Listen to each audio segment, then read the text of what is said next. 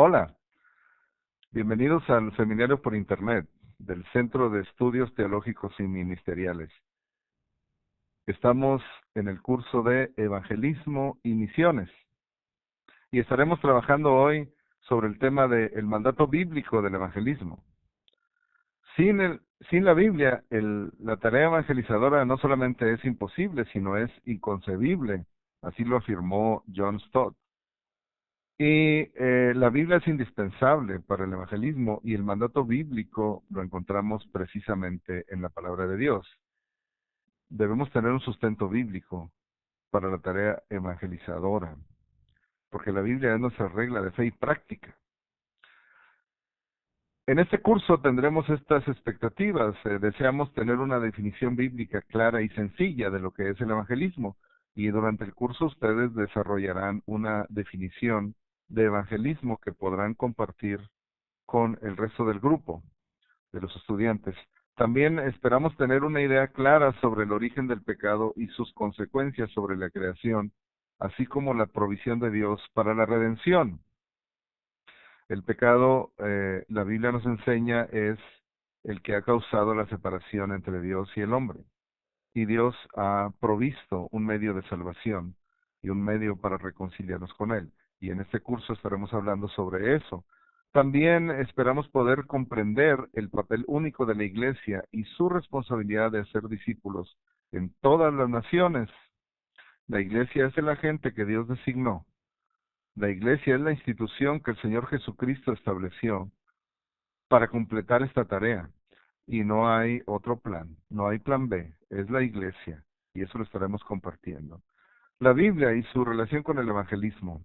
Como dije hace un rato, sin la Biblia es imposible y es también inconcebible hablar del evangelismo, porque en la Biblia es donde encontramos el mandato de alcanzar a toda la humanidad con el mensaje del evangelio.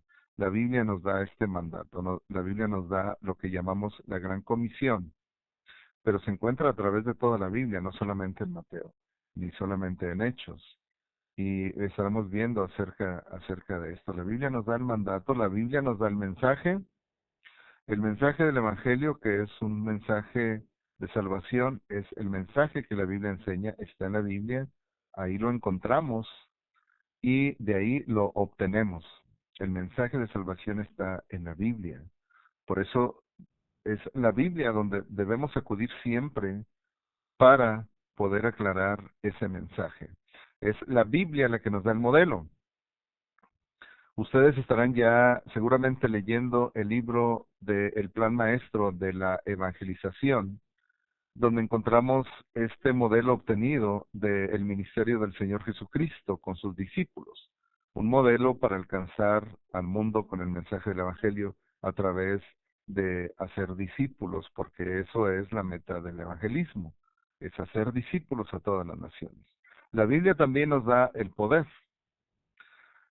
La Biblia es la palabra de Dios y es viva y eficaz, dice la misma Biblia, y más penetrante que toda espada de dos filos, y penetra hasta partir el alma y el espíritu y las coyunturas y los tuétanos, y discierne los pensamientos y las intenciones del corazón. La Biblia enseña también que el Evangelio es poder de Dios para salvación. El Evangelio es poder de Dios para salvación. Es decir, que en la Biblia encontramos ese poder, además de que la Biblia nos enseña que encontramos el poder a través de nuestra comunión con Dios en la oración y por la presencia del Espíritu Santo. El mandato para evangelizar al mundo se encuentra en toda la revelación bíblica. Lo encontramos en la creación de Dios que es un mensaje que habla al ser humano. El apóstol Pablo dice y afirma que la existencia de Dios se puede ver en toda la creación. Su eterno poder y deidad se manifiestan por medio de las cosas hechas, por medio de la creación. El mismo apóstol Pablo dice que ahora toda la creación gime a una y aún está con dolores de parto, esperando la redención de los hijos de Dios. Así es que el mandato para evangelizar al mundo se encuentra en la creación de Dios. Cuando Dios creó el universo y cuando Dios creó al hombre, Dios en su plan original estaba precisamente el tener comunión con el hombre por toda la eternidad. Y Dios, no es que su plan se frustró, el hombre en realidad cayó, pero Dios en su conocimiento eterno tenía siempre el plan para alcanzar al hombre. Y lo encontramos en el carácter de Dios, el Dios que ama, el Dios que de tal manera amó Dios al mundo que dio a su Hijo unigénito, el Dios que dice también el apóstol Juan que nos amó primero y por eso nosotros le amamos a Él, el Dios que es el Dios, el buen pastor que da su vida por las ovejas, el Dios que es el Padre que está esperando a su Hijo que regrese y que lo recibe con amor, el Dios que deja a las ovejas que están seguras para ir a buscar a la que se perdió, el Dios que vino a buscar y a salvar lo que se había perdido, el Dios que en el libro de Oseas es el esposo que busca a su esposa una y otra vez para traerla al hogar. Es el carácter de Dios que ama y que quiere alcanzar al hombre para tener comunión con él para siempre. Encontramos también este mandato para evangelizar en las promesas de Dios, en las promesas de Dios que nos hablan de ese deseo de Dios de salvar a toda la humanidad, el Dios que no quiere que ninguno se pierda, sino que todos procedan al arrepentimiento, el Dios que en Génesis 3:15 prometió enviar un redentor que aplastaría la cabeza de la serpiente. El Dios que cuando escogió a Abraham y lo llamó, le dijo, te bendeciré y serás bendición, y en tu simiente serán bendecidas todas las familias de la tierra. Las promesas de Dios para su pueblo, las promesas que encontramos cuando en el Salmo 67 el salmista dice, Dios tenga misericordia de nosotros y nos bendiga. Haga resplandecer su rostro sobre nosotros para que sea conocido en la tierra tu camino, en todas las naciones tu salvación. Así es que en toda la revelación bíblica encontramos este deseo de Dios de alcanzar al hombre para sí. Lo encontramos en el Cristo de Dios, lo encontramos en el Señor Jesucristo, quien, siendo en forma de Dios, no estimó el ser igual a Dios como cosa que aferrarse, sino que se despojó a sí mismo y tomó forma de siervo y se hizo semejante a nosotros. Y estando en la condición de hombre, dice, se humilló a sí mismo hasta la muerte y muerte de cruz. El Cristo de Dios, el Redentor, el que llevó sobre sí todos nuestros pecados en su cuerpo sobre el madero, dice la Biblia. El Cristo de Dios que se entregó a sí mismo por nosotros para reconciliarnos con Dios. Y eso nos mueve a alcanzar a la humanidad con ese mensaje de ese Cristo de Dios. Lo encontramos en el Espíritu de Dios, el Espíritu de Dios, el Espíritu que dice la Biblia nos anhela celosamente, el Espíritu que convence al mundo de pecado, de justicia, de juicio, el Espíritu que nos capacita y que dice nos dará poder para ir a predicar en Jerusalén, en Judea, en Samaria y hasta lo último de la tierra. El Espíritu de Dios que nos mueve a alcanzar a otros con el mensaje de Dios y lo encontramos en la iglesia de Dios. La iglesia de la cual el Señor Jesucristo dijo que las puertas del Hades no prevalecerían contra ella. La iglesia que el Señor Jesucristo estableció para alcanzar a la humanidad. La iglesia que es el plan de Dios para que el mundo conozca al Señor Jesucristo y conozca la salvación que Dios ha preparado para toda la humanidad. Así es que el mandato para evangelizar se encuentra en toda la revelación bíblica. No es solamente Mateo 28, no es solamente Marcos 16, ni solamente Hechos 1:8. Está a través de toda la Biblia este deseo de Dios para alcanzar al mundo y se ha dicho que a excepción de los primeros 2 capítulos de la Biblia y de los últimos 2, todo el resto de la revelación bíblica es, en todo el resto de la Biblia encontramos ese plan de Dios para alcanzar a la humanidad y esa constante búsqueda de Dios para la humanidad. Así es que lo encontramos en toda la Biblia. ¿Qué es el evangelismo? En este curso ustedes estarán desarrollando una definición de evangelismo. Aquí presentamos es una definición de evangelismo que creemos adecuada. Seguramente no es la única, pero creemos que es adecuada y esperamos que ustedes también puedan tener una definición de evangelismo. El evangelismo entonces es alcanzar a las personas del mundo para traerlas a Dios por medio de Jesucristo e incorporarlas a la iglesia local en la que puedan crecer en su relación con Dios y participar en la extensión de su reino. El evangelismo entonces no es solamente el predicar el mensaje, tampoco es solamente el llevar a una persona a tomar la decisión de creer en Jesucristo. Esto es parte del trabajo evangelístico, pero al final el trabajo evangelístico incluye el hacer discípulos a todas las naciones, es lo que el Señor Jesucristo nos mandó. Así es que es alcanzar a las personas del mundo, es decir, la tarea evangelística implica el ir a las personas para sacarlas del mundo y traerlas a Dios por medio de Jesucristo. Traerlas a una relación con Dios por medio de Jesucristo, es decir, el único camino de salvación, porque no hay otro nombre bajo el cielo dado a los hombres en el cual podamos ser salvos. Jesucristo es el único camino de salvación. Él es la puerta, Él es la luz del mundo. Así es que el traer a las personas a Dios debe ser por medio de Jesucristo, porque es el único camino, la única manera de que puedan llegar a Dios.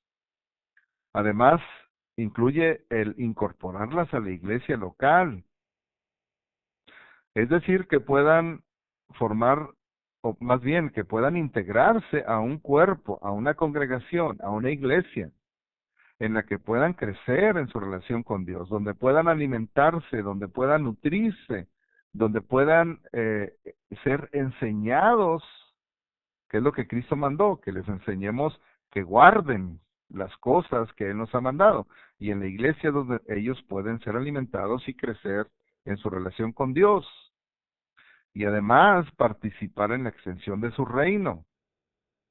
No somos salvos para sentarnos a esperar el momento en que vayamos al cielo. No somos salvos por eso. Es decir, somos salvos con un propósito, y el propósito es participar en la extensión del reino.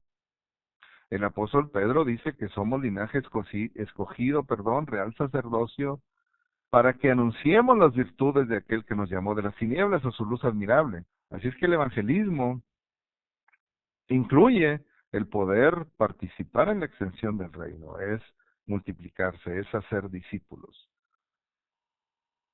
Comprendiendo los conceptos bíblicos del evangelismo. El evangelismo es un proceso. Hay diferentes etapas en el evangelismo. El evangelismo es un proceso porque así lo enseña la Biblia. La Biblia nos enseña que hay diferentes etapas en ese proceso. El Señor Jesucristo dice, por ejemplo, que cuando uno siembra una semilla, primero es la semilla, es el grano, después es la espiga y después es el grano, el fruto que llena la espiga.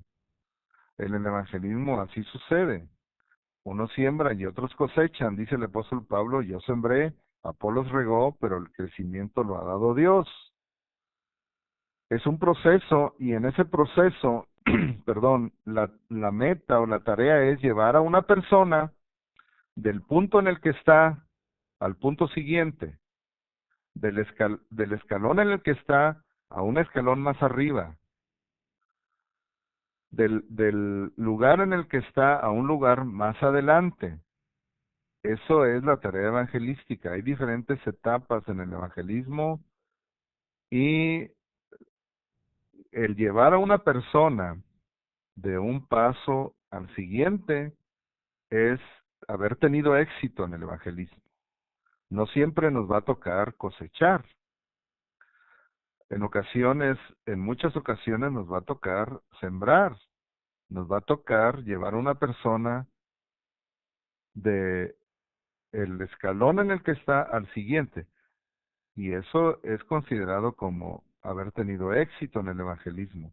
el participar en ese proceso, nosotros estaremos tomando parte en el proceso evangelístico, y a algunos nos tocará cosechar en donde otros sembraron, y a todos nos tocará sembrar para que otros cosechen. En el evangelismo también hay diferentes grados de disposición para escuchar y recibir el mensaje. No todas las personas tienen el mismo grado de disposición. Hay personas que no saben nada acerca de Jesucristo. En nuestra cultura mexicana, por ejemplo, en general las personas tienen cierta idea de lo que es el mensaje de la Biblia, porque lo han visto en películas o lo han escuchado en algún lugar. Pero hay culturas y hay lugares donde no hay ningún conocimiento de el Señor Jesucristo, ni de Dios, ni de la Biblia. Por eso hay diferentes grados de disposición para escuchar y recibir el mensaje. Por ejemplo, conocí a un joven miembro de una familia eh, que desde niños, aunque ellos nunca asistieron a ninguna iglesia cristiana, desde niños su papá les enseñó a leer la Biblia, su papá les leía la Biblia, su papá y su mamá les leían la Biblia, y ellos nunca habían escuchado el mensaje del Evangelio.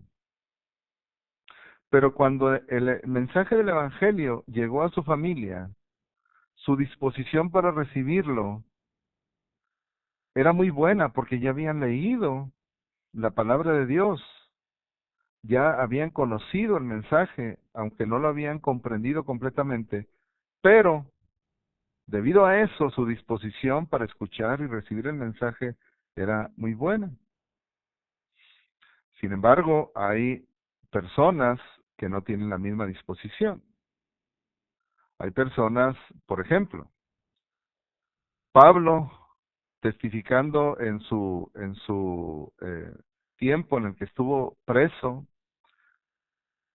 testificando ante las autoridades, eh, instó al rey Agripa a que creyera y le dijo: ¿crees, soy rey Agripa, los profetas? Yo sé que crees. Y el rey le dijo: por poco me persuades a ser cristiano. Su disposición para escuchar era buena, pero aún no estaba dispuesto a creer en el Evangelio.